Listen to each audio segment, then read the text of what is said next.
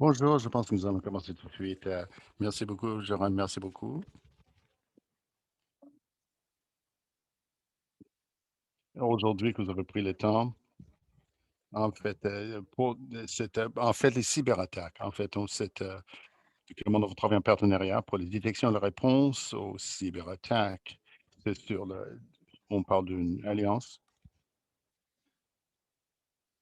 Donc, on appelle la semaine dernière, il y a moi-même aujourd'hui, Kevin Perrin, moi je suis gestionnaire de programme pour les initiatives en cybersécurité chez Canary.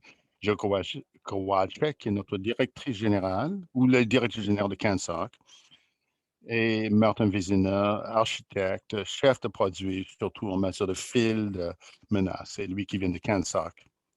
Quelques annonces avant de commencer. Ce webinaire sera enregistré et archivé, y compris tout le matériel audio. La vidéo sera conservée sur le canal YouTube de Canary et pourra être promu au moyen des filières de communication de Canary. Si on y répond, les questions écrites et orales demeureront anonymes et ne feront pas partie de l'enregistrement. Toutefois, si la fonction participation audio a été activée, le fichier vidéo va inclure votre voix si vous décidez de parler à haute voix. Nous avons aussi toutes les instructions sont disponibles aussi, en fait, dans le webinaire sera présenté en anglais et en fait, il sera aussi avec l'interprétation vers le français. Pourquoi sommes-nous ici? Nous sommes ici parce que nous sommes tous connectés, certainement de manière physiquement, par nos collaborations. Donc, nous sommes vulnérables aux menaces cyberattaques à cause de ce réseau de connexion, là. Nous sommes aussi forts que notre maillon le plus faible. Et cybersécurité, c'est pas une question uniquement de l'informatique. C'est pas juste l'informatique qui en est responsable, c'est toute l'organisation qui doit s'en charger. Ça doit devenir une priorité. Ils font des marches nationales et c'est seulement possible si tous les membres, tous les participants dans le secteur s'alignent et coordonnent leurs affaires.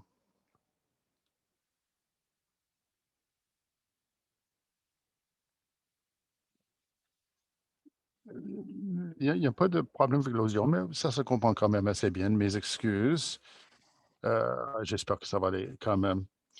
Euh, mais en matière de sécurité du secteur, nous sommes toujours plus forts que la somme de nos parties, collectivement, c'est-à-dire.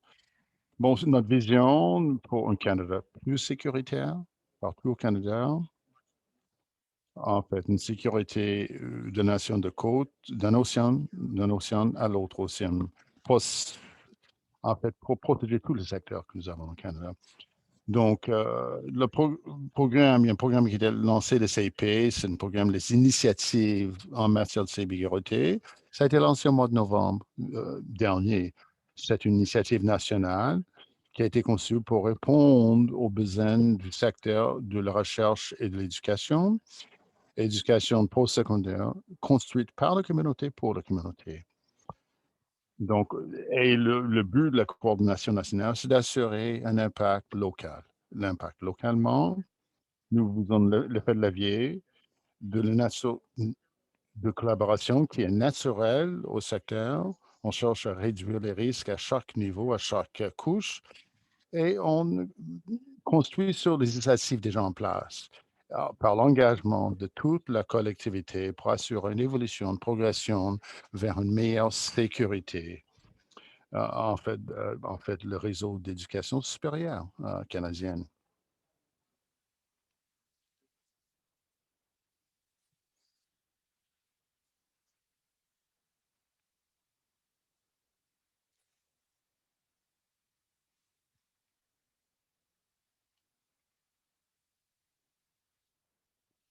Nous avons nos commanditaires, le programme d'initiative en cybersécurité a été établi pour assurer le développement d'une approche, une stratégie avec tous nos partenaires que vous voyez à l'écran, qui sont à travers les provinces et le territoire, le CANSOC, il y a aussi il y a CANSOC, il y a Cusio, la Fédération de Cégep, Polytechnique Canada, etc., et les collèges et universités canadiennes. Vous voyez tous les noms qui sont là.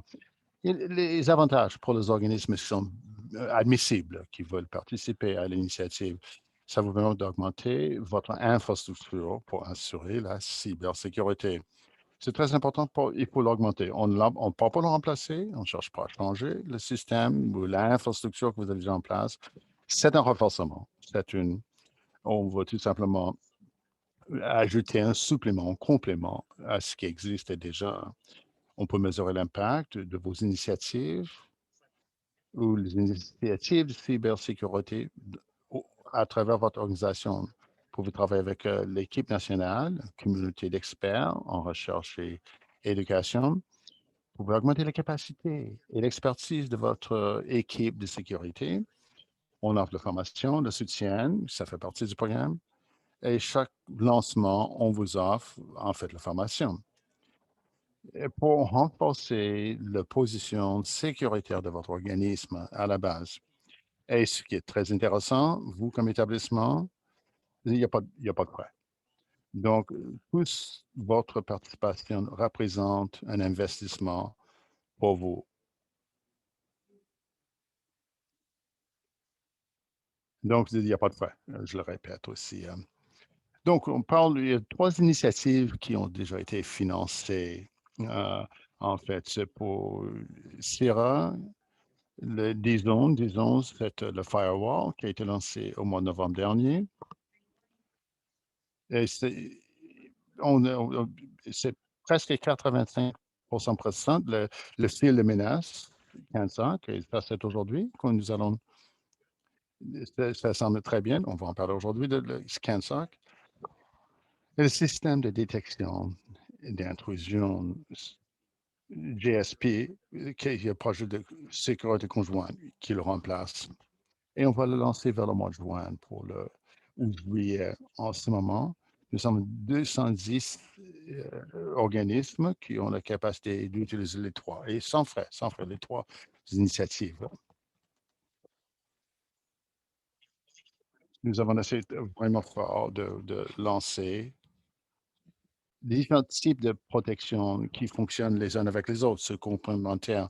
Vous voyez ce qui est ouvert en termes de blocage pour les utilisateurs. Je vous donne une idée, l'intelligence d'enseignement pour bloquer la circulation de le trafic. DNS, c'est pour bloquer les utilisateurs qui ne devraient pas, en fait, aller sur le site malveillant. On ne veut pas le trafic qui vient de l'extérieur vers l'intérieur. Choisissez les options que vous désirez, mais ils travaillent en complément. Et puis, avec toutes les fonctions qui sont... et aussi, on peut le mettre à jour. Donc, c'est une mise à jour dynamique par rapport au fur et à mesure que les nouvelles menaces se manifestent. Gilles, maintenant, va parler de CANSOC et le fil des menaces. Merci beaucoup, Kevin. Ensuite, moi, je parle quelques minutes pour vous donner une présentation globale de CANSOC et ce que nous visons de faire.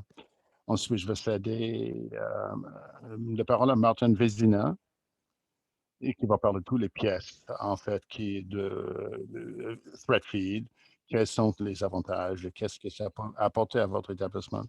Nous avons Axel Schultz, analyse sécurité chez Cansac. Axel, répondre à vos questions.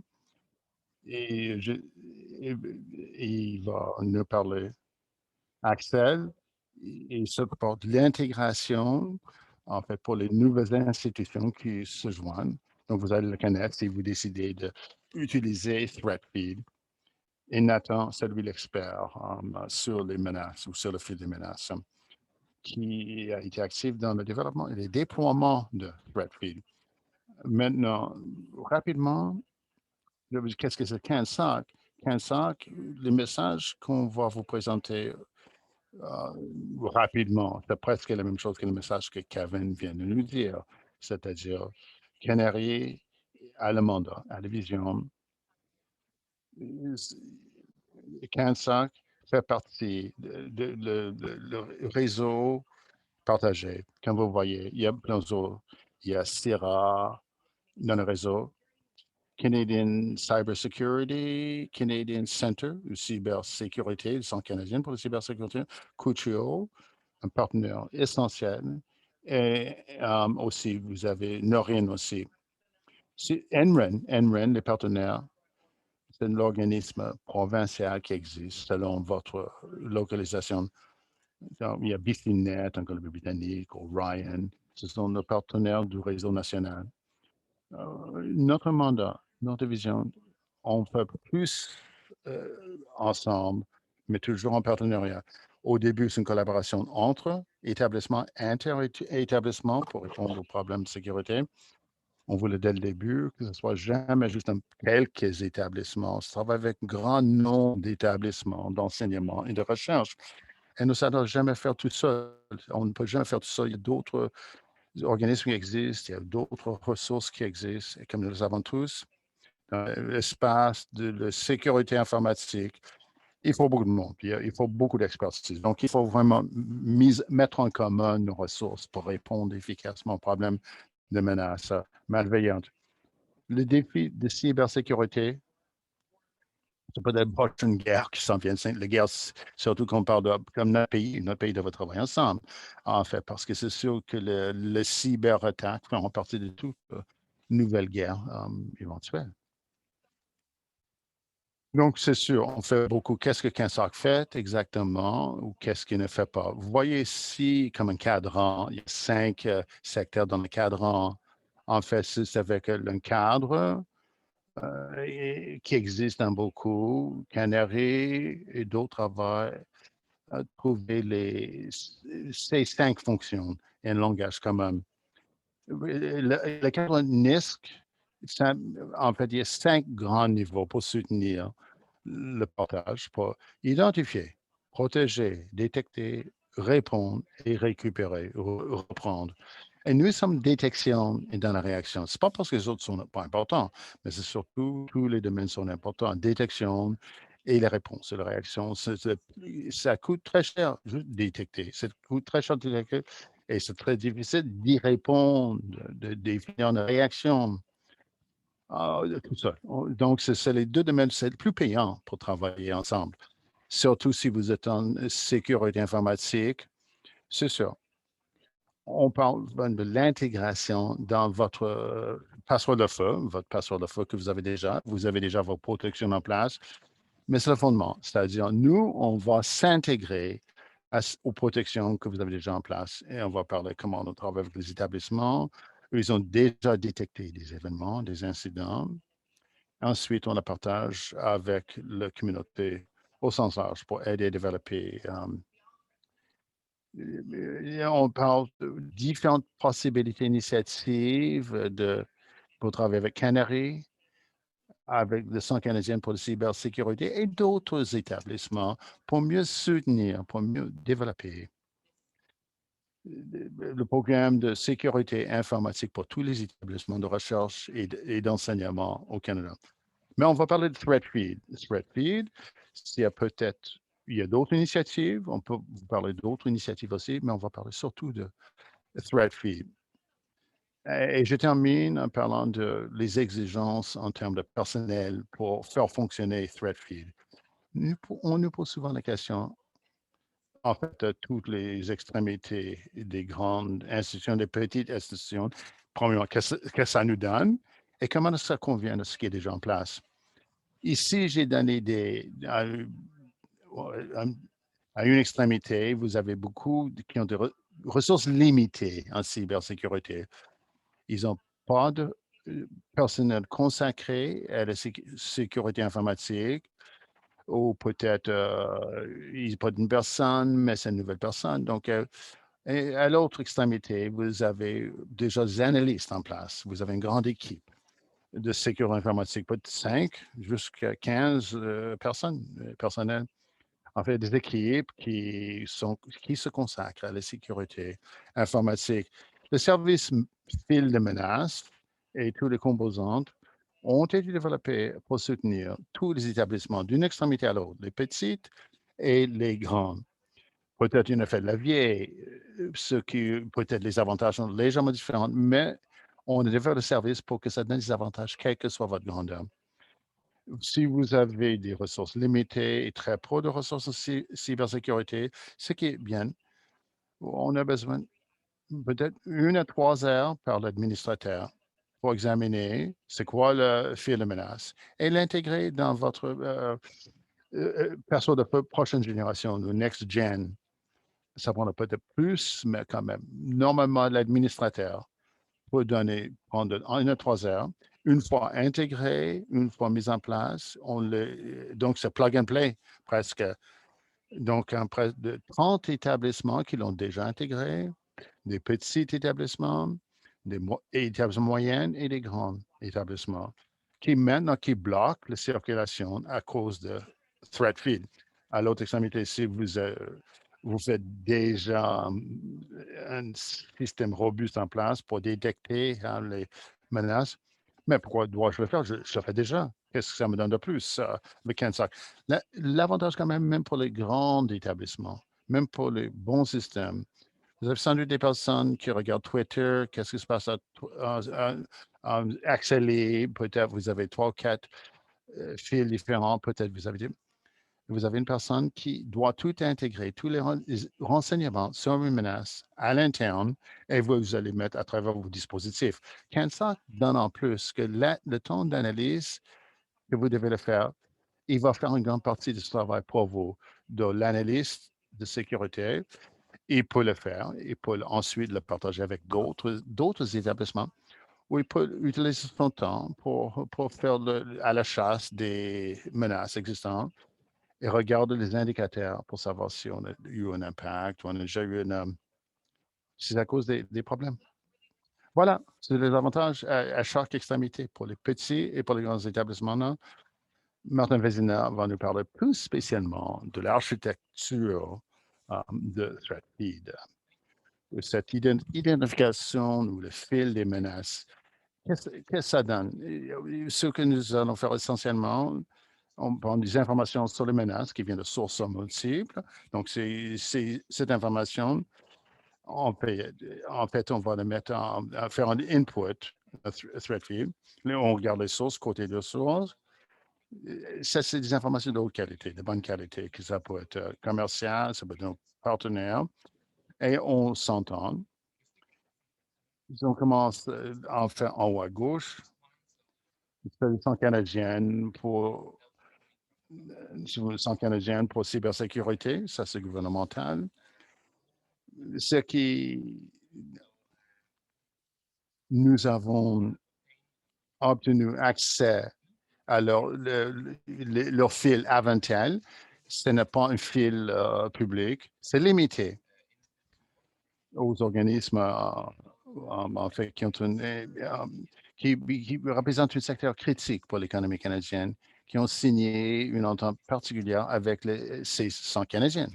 C'est CANSAC, donc on entente au nom de tous les participants, tous vont bénéficier. Également, nous avons une source de renseignement de sources commerciales, les entreprises privées, on a établi des rapports avec un des meilleurs fournisseurs au monde, avec les renseignements sur les menaces. Ils donnent des renseignements de haute qualité. On l'intègre à ThreatFeed, troisième source. Et c'est ça l'avantage pour tout le monde dans le réseau. Tous les établissements partenaires, on veut faire un partage commun.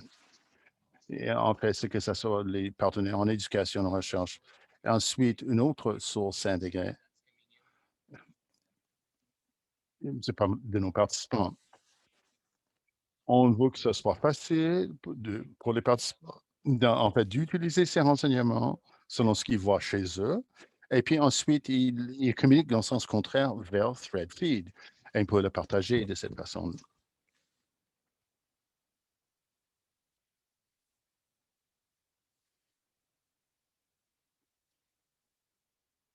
Martin, est-ce que est-ce que, Martin? Martin, non, on ne peut pas l'entendre, ni l'interprète non plus. Kevin semble avoir été bloqué en quelque part.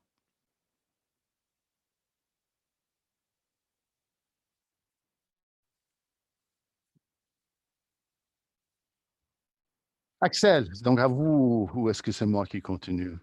Vous avez un plan d'urgence, plan de relève. Axel, Monsieur Schultz, merci beaucoup.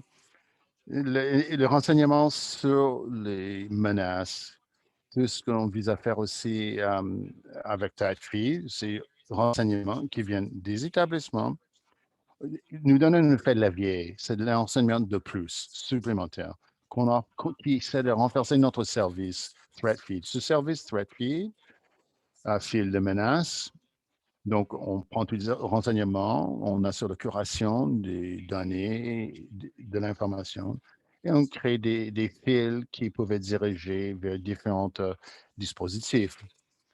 La solution la plus simple dans votre plateforme directe, mais peut-être on peut l'utiliser dans d'autres dispositifs. Et ensuite, donc, pourquoi 15 et pourquoi est-ce qu'on vous offre ThreatFeed? On va réduire le temps, en fait, consacré par les analyses pour la curation de ces renseignements, de ces données sur les menaces. Ça veut dire simplifier pour que les établissements se concentrent sur les enquêtes de leur côté, sans avoir tout réidentifié, des choses qui ont déjà été identifiées par les informations qui sont malveillantes. Donc, on réduit les frais généraux, le travail général, parce qu'il y a des choses déjà connues.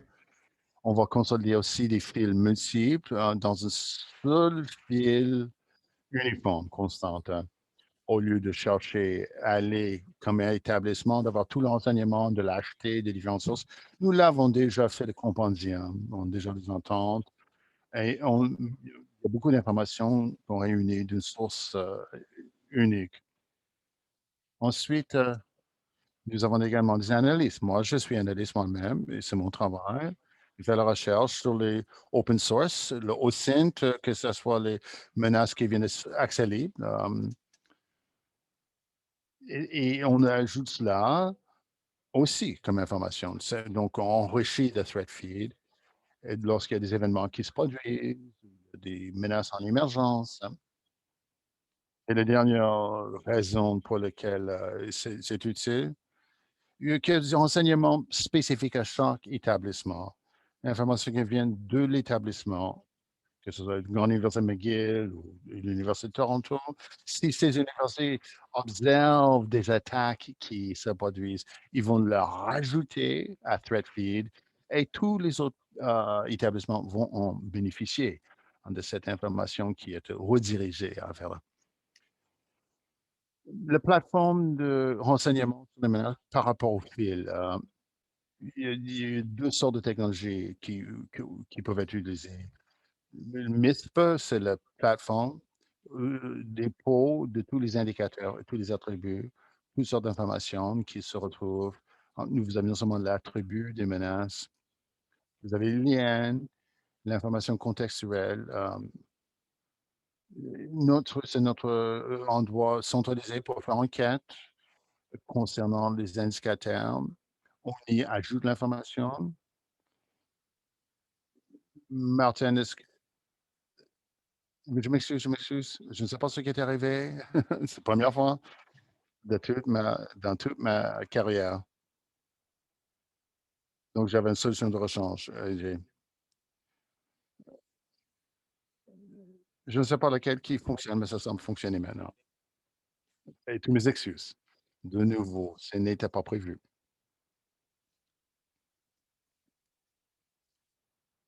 J'ai commencé.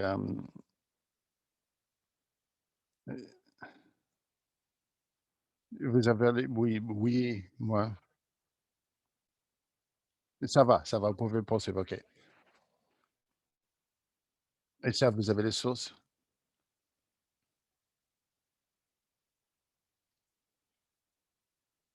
Notre plateforme, c'est ce que nous avons comme plateforme pour les renseignements sur les menaces. Il y a à la base MISP. MISP, c'est un partage de l'information, c'est une menace. On va, recueille les données, les renseignements, et c'est là où on fait créer un dépôt. Ensuite, on peut distribuer nos renseignements, l'information C'est accès libre, plateforme en accès libre, avec une collectivité grandissante, c'est très, très populaire.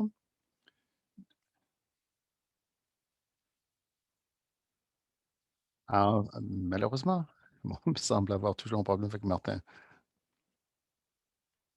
C'est des autres, Axel, je vais le dire qu'on va laisser. Axel va finir, hein. OK. Il n'y a pas de problème. On parle de MISP, cette plateforme de renseignement sur les menaces, hein. C'est un accès libre, la collectivité est de plus en plus grande, c'est extensible comme plateforme. Il n'y a pas de lien avec les fournisseurs. Il y a des choses qu'on peut faire parce que c'est un accès libre. Donc, on n'a pas d'obligation envers un fournisseur quelconque. S'il y a quelque chose qu'on identifie plus tard, plus longtemps, MISP peut proposer des solutions. D'autres technologies qu'on utilise à part le MISP, MindMeld, c'est comme une mine. Et va chercher beaucoup de fils de MISP qui va dans la base de données. Il va chercher des tags ou des étiquettes et d'autres éléments. Et avec cette information, il va générer divers fils.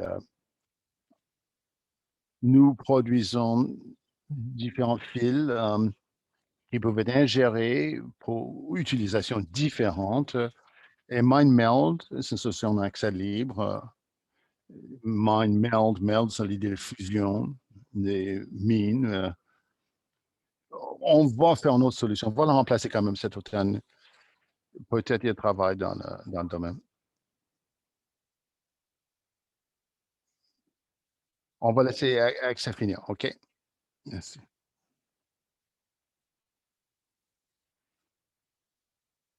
Ensuite,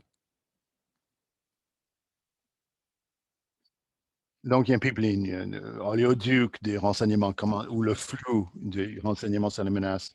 J'ai parlé comment Martin et moi, on parlé comment l'information est ingérée.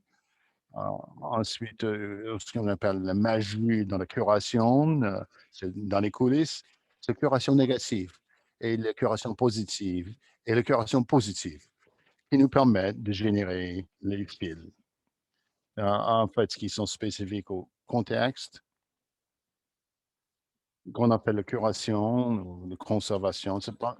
Donc, vous devez le faire comme ça, faire une curation, c'est parce que les renseignements sur les menaces viennent dans toutes les formes possibles, toutes les qualités possibles.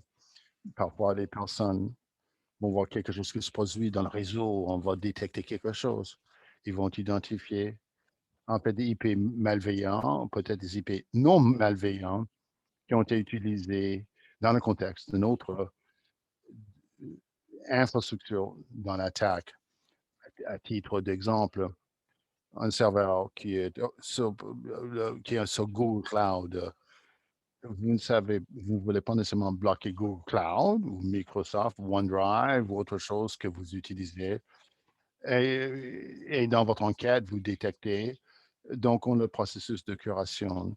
Donc, la curation négative, première étape, c'est de regarder tout ce qui est ingéré dans le service threat feed, tout ce qui est ingéré, et l'on compare avec une liste, like Majestic Million ou d'autres listes sur mesure sur les attaques contre le secteur de l'éducation supérieure.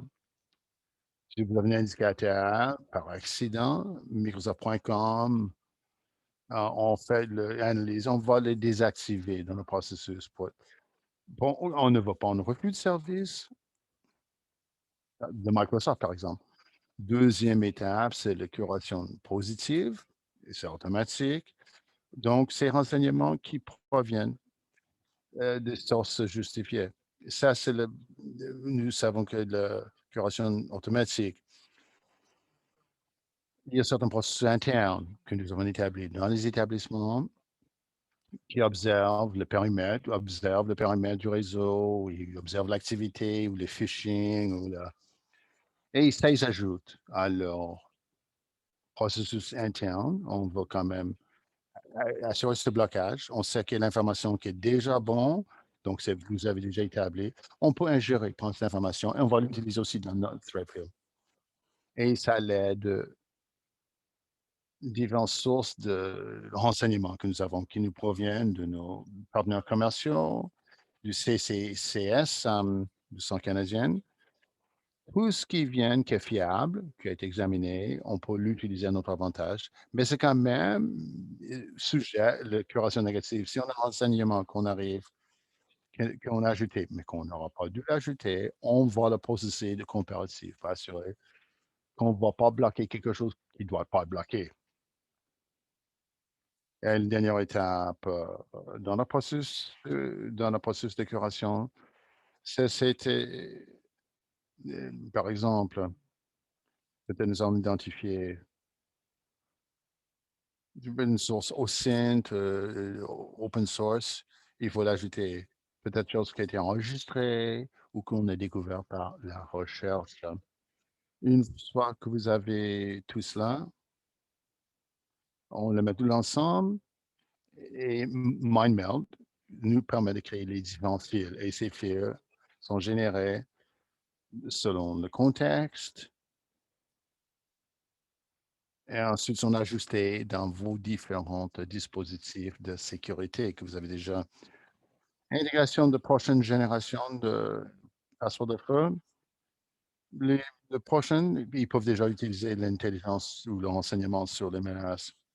Il y a des configurations assez simples au Palo Alto, Cisco Firepower et Fortinet. Les avantages aussi, c'est très facile à configurer. Ça marche automatiquement ensuite. On a vu que beaucoup de réactions de circulation malveillante après l'installation des fils directs dans leur passerelle de feu. Encore une fois, il y a beaucoup de donc, ça prend pas longtemps pour installer, c'est installé assez vite, à grande réduction dans le trafic malveillant aussi. Il y a des avantages.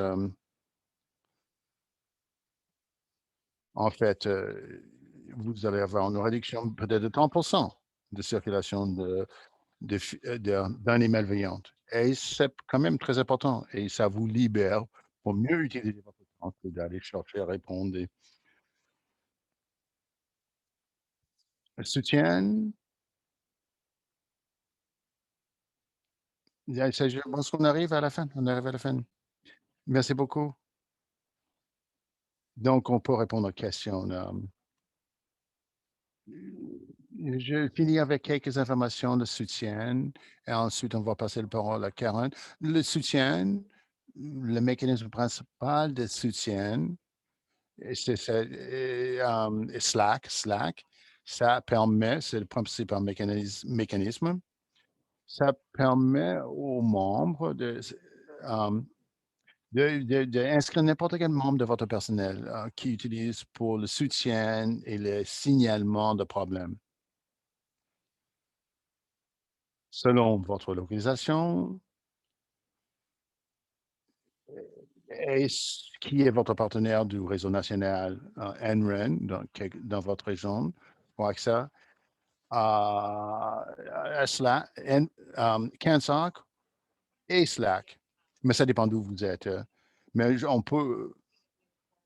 nous, on va aussi donner l'occasion aux établissements collaborer et de partager leur expérience les uns avec les autres à l'intérieur de leur région.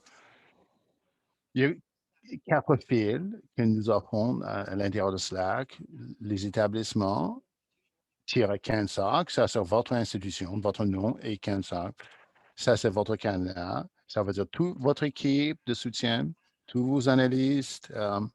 Vous aurez accès à nos analystes. Et c'est une occasion, vous pouvez poser des questions, signaler l'information ou identifier tout problème qui est particulier pour votre établissement. Vous pouvez mettre de l'information confidentielle. On peut le mettre archiver de manière confidentielle sans attribut. Vous avez également accès à ThreatFeed. ThreatFeed, c'est notre service, c'est notre canal qui vous permettra les mises à jour sur le service. Si vous voulez faire la mise à niveau, ou s'il y a des problèmes à signaler. Oui, donc, c'est l'avantage de ce canal. Le Threat Intel, Ça, c'est pour le personnel informatique responsable de la cybersécurité. Et ça, c'est où on va partager l'information plus sensible, en fait, ou pour la meilleure façon de soutenir la collectivité avec InfoSec. Maintenant, il y a un canal ouvert, mais il y a peut-être aussi un canal, en fait, où, en fait, afin qu'on puisse collaborer. Si vous avez d'autres informations de ce qu'on peut offrir, les fils auxquels on vous donne accès, et on va parler de TLP, c'est un canal qui vient de Threat Intel. Et cela va mettre de l'information, de la recommandation concernant ThreatFeed. Comment l'intégrer, les instructions à suivre pour installer ThreatFeed. Donc, d'autres, parfois d'autres technologies qui sont. On va travailler avec les établissements partenaires qui sont dans le réseau national. Si vous avez une autre technologie, vous avez une autre intégration, vous devez contacter votre partenaire dans votre province, dans votre association. Et, et puis ensuite, on peut en fait l'intégrer par la suite dans le Threat Intel Traffic Light Protocol. Traffic Light Protocol, ça c'est TLP, donc c'est le protocole de signalisation ou de Traffic Light. Et c'est une entente de confidentialité. Vous devez tout simplement signer une entente confidentielle. Vous allez recevoir de l'information TLP que vous ne pouvez pas partager. Il y a des choses que vous pouvez partager à l'interne. TLP, en fait, lorsque les personnes signent à Slack, on va envoyer un sondage qui pose des questions à chaque personne inscrite à Slack et chaque personne doit comprendre qu'ils ont compris ce que ça veut dire le Traffic Light Protocol, le protocole de signalisation, et qu'ils vont le respecter. Et on va préciser les 4 canaux. Parce que nous savons, c'est sûr, il y a une entente de confidentialité, c'est sûr, c'est le fondement même. Ça doit être signé. Mais la mise en œuvre et la compréhension de TLP, parce qu'il y a 3 lumières, il y a vert, orange et rouge, en fait, c'est ça le protocole, en fait, le niveau de menace. Donc, ça, c'est pour s'assurer que c'est compris par tout le monde. Il y a une certaine confidentialité qui sera respectée. Intégration, Kevin a une des positives aussi. Donc, ça, c'est l'intégration pour ceux qui se joignent. Si il y a des étapes, il y a 5 étapes. Premièrement, comme je dis, signer l'entente de confidentialité avec NRU. Il y a des composantes et une fois que les détails sont, on va réserver une réunion d'intégration. Quand ça va créer les comptes MISP et Minefield. Et dépendant où vous êtes, vous allez travailler avec le partenaire NREN. Donc, on donne l'information déjà à vos partenaires du réseau national. Donc, ils vont permettre à chaque établissement de s'inscrire en collaboration. Donc, je répète, numéro 1, il faut signer l'entente. C'est l'Université de Toronto, McGill est votre établissement parce que nous avons des sources à l'intérieur du threat field. Nous avons signé l'entente de confidentialité et vous devez valider que vous n'allez pas utiliser l'information partagée avec d'autres. Donc, nous avons une entente avec le Centre canadien pour la cybersécurité. Si vous avez déjà signé une entente de non-divulgation, et c'est pour respecter ça aussi. Nous avons aussi un partenaire commercial. Vous devez valider que vous n'allez pas partager leur information. Donc, et puis, et aussi le protocole TLP aussi. Nous allons créer le compte. Ça, c'est MISP et Minefield. Et numéro 4, on va travailler avec le partenaire du réseau national ou directement avec CANSOC pour la première rencontre.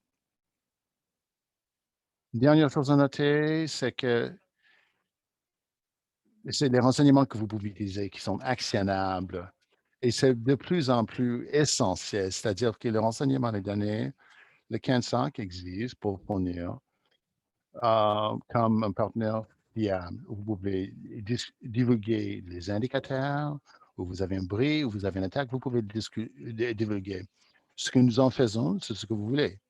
Idéalement, la raison pour laquelle les établissements, on envoie un mot, euh, ils vont divulguer de l'information parce qu'ils veulent de l'information de quelque chose qui leur est arrivé, quelque chose qui a subi le réseau. Mais il ne veut pas avoir de conséquences juridiques ou questions d'assurance, questions de.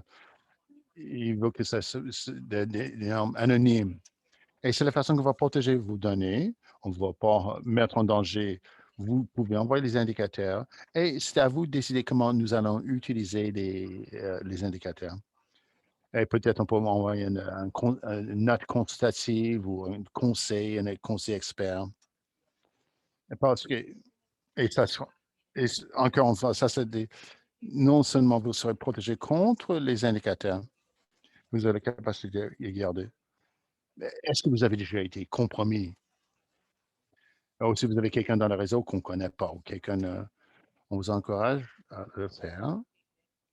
Vous pouvez faire mise à jour de MIST vous-même, mais ça, on va vous l'expliquer comment le faire. Mais si vous ne voulez pas faire la mise à jour de MIST, vous pouvez nous contacter et c'est vraiment pas compliqué et ça va aider tout le monde. C'est un avantage collectif pour tout le monde qui va empêcher des attaques et des compromis. Crossfeed, Threadfeed est le fondement. Dès que Threadfeed, on a l'information, on va dans Threadfeed. Est-ce que ça existe déjà? Qui l'a déclaré? Qu'est-ce qu'on a d'autres informations? Ensuite, on va retourner d'autres informations qu'on trouve chez d'autres sur les menaces. On va faire la recherche aussi s'il y a d'autres établissements qui ont subi ces impacts. Ça assure un mécanisme simple pour le secteur pour partager l'information existante pour les menaces. Euh, on peut vous envoyer aussi, peut-être envoyer d'autres informations ou d'autres, il y a peut-être des renseignements déjà. On va vous envoyer alerte à votre établissement. Selon les renseignements que nous possédons, ça vous aidera dans la protection contre. Voilà qui résume. Et Kevin, je vous pour le mot de la fin. Merci beaucoup, Gilles, Axel et Martin, pour signer, pour s'inscrire. Si votre organisme, vous êtes déjà un membre de le PIC, dans ce, c'est-à-dire, vous avez juste signé un entente pour le programme ou l'initiative en cybersécurité. Si vous n'avez pas encore signé, vous devez le faire signer parce que c'est l'entente de base, le CIP. Et n'importe quelle initiative que nous avons lancée, vous devez signer. Vous devez signer pour faire partie de nos initiatives.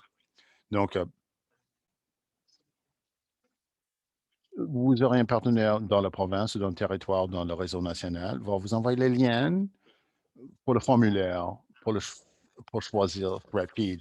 Une fois que vous avez rempli et soumis, nous allons vous envoyer l'entente de confidentialité dont nous avons parlé, que vous devez signer. C'est très simple.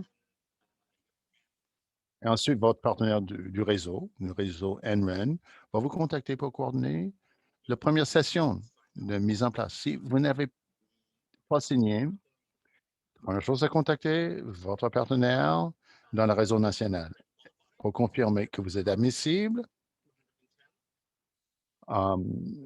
Si vous êtes admissible, le partenaire vous envoie le lien vers le CIP. Et c'est le formulaire de participation.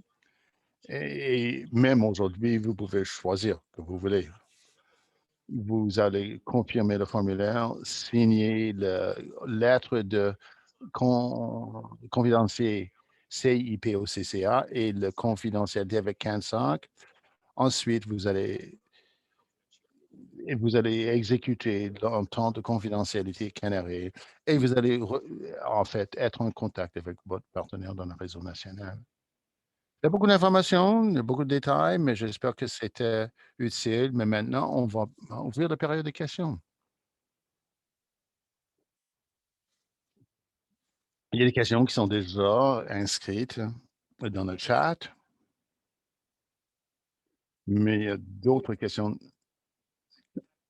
Campu Canada et les fédérations Campu Canada. Dans la perspective de CANSAC, nous allons, en fait, en fait, quand on parle de la personne morale, le temps de confidentialité entre votre établissement en tant que personne morale pour qu'on puisse partager les renseignements avec vous. Les éléments, sécurité informatique, dans les régions du Canada, en fait, les personnes qui sont employées par l'établissement, c'est par votre établissement qui est la personne morale qui signe. Donc, c'est pour ça que Sina fait partie de l'Université de Toronto et tous les employés. Donc, Finite veut accès, ils doivent travailler avec l'établissement pour, pour faire signer l'établissement l'entente de confidentialité et qui va donner accès à nos analystes, à travers l'établissement. En autant que toutes les personnes, en fait, acceptent. Acceptent. J'espère que ça répond à ces questions. Jessica, elle avait peut-être une autre question. Bon, je réponds à la question de Jessica. Ensuite, question vient concernant un professeur au Québec qui se pose la question, c'est Threadfeed, l'information. C'est disponible pour la recherche. Oui, ça, c'est une excellente question. Disponible pour le domaine de la recherche. Et je vais répondre par la suite. CANSAC a toujours voulu que les données et l'information soient disponibles pour soutenir les recherches.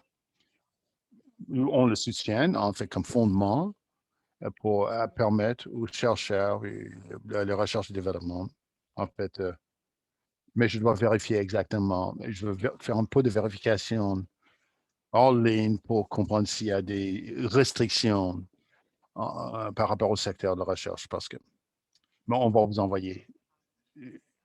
Euh, Donc, je vais prendre vos coordonnées, monsieur le professeur, ou madame le professeur. Je reviendrai à votre question. Ensuite, il y avait la question.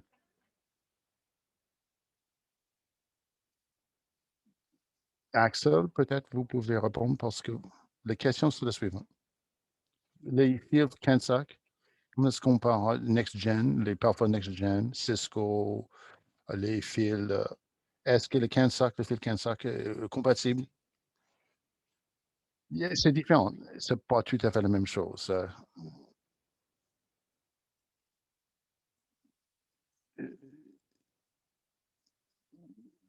On n'a pas la même base de données pour les renseignements sur les. Mais si vous avez Cisco TELUS, c'est complémentaire. Ça vous donne deux sources. À McGill, Cisco TELUS gratuitement en vertu de notre entente avec Cisco. Donc, on utilise le fil Cisco. En plus, dans le Cisco, on ajoute que le fil de CANSAC. C'est complémentaire, ça s'ajoute. Et si vous comparez les indicateurs dans les deux, vous avez beaucoup de dédoublements. Oui, tout ce qu'on a dans CANSAC ne se trouve pas nécessairement dans Cisco et vice-versa. Est-ce qu'on remplace le fil du fournisseur, d'un fournisseur privé commercial? Si vous avez déjà TELUS Cisco, gardez-le et ajoutez le CANSAC en plus. J'espère que ça répond à votre question. Une question de coût-bénéfice, rapport coût-bénéfice. Nous avons aussi accès commercial avec notre fournisseur, avec Cisco TELUS que nous avons créé avec. Si vous avez passé beaucoup de temps, on ne peut pas avoir. On a juste les moyens de se permettre une seule file commerciale. On a un seul maintenant. Mais c'est à à votre décision, là. Mais je pense Axel, question le, sur le, en fait, dans la fonction question-réponse. Malheureusement, nous, on n'a pas l'intégration Office 365. On pourra peut-être faire une intégration a- avec, ou peut-être on peut utiliser les versions les plus récentes, le protocole Taxi. C'est pas quelque chose qu'on soutient en ce moment, l'intégration Office. Mais peut-être d'ici 6 mois, peut-être on pourra le prendre en considération, on pourra ajouter comme fonction, mais pas maintenant, malheureusement.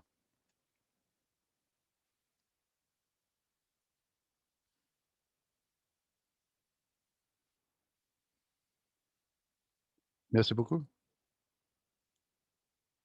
Il nous reste à 8 minutes. S'il n'y a pas d'autres questions,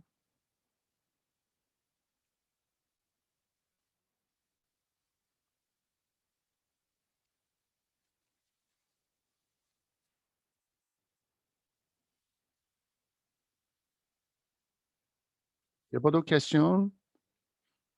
Je remercie tout le monde pour le temps que vous avez consacré.